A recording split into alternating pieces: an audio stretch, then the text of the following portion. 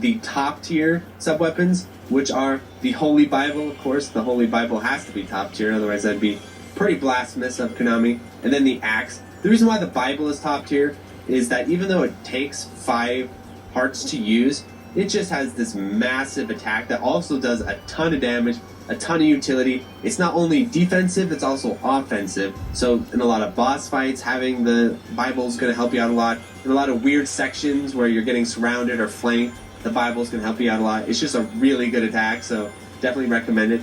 And then up next, the other top tier is the axe. The thing about the axe is that it is much better than it seems at first. From what I can tell, at least playing through the levels, the axe seems to do a fair amount of damage. For example, the level where you have to run on the collapsing bridge and there's all these obnoxious bats spawning in front of you and behind you.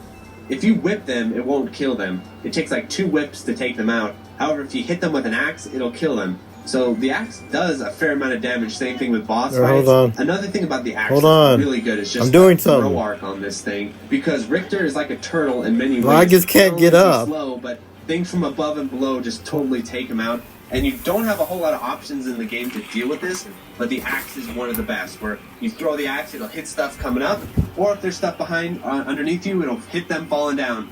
So a very good throw trajectory, massive hitbox, tons of damage. The axe is just a very, very useful weapon. For example, the boss you have to fight where he summons all those scythes and goes around the screen, the axe is such a good weapon in that fight because you can cancel out his summons, damage him, sort of do suppressive fire. I mean, the thing will do it all, so axe definitely deserves to be in the top tier, at least in my opinion. In the middle tier, I put the potion and the cross. The reason why I put these two in middle tier is because based on the situations, they can be very important or completely useless.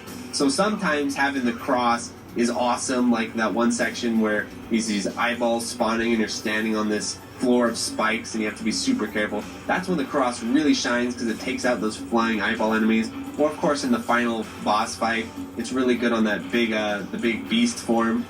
But other times the cross is completely useless, and on certain fights it's just not good at all. It doesn't go far enough, it gets blocked, it just doesn't work all that well. So in those cases the cross isn't all that good. Kind of the same situation with the potion, where the cool thing about the potion is it has a ton of active frames, and it has this downward throw. So if you have stuff beneath you and you need a ton of active Ortega frames, did the this. potion is really good with that. Ruby Certain boss fights are this way. Just general usage is pretty good. But at the same time, it's not useful at all for things above you or too far horizontally away from you. Doesn't do a whole lot of damage, all things considered. So I put the potion high sort of score mid-tier.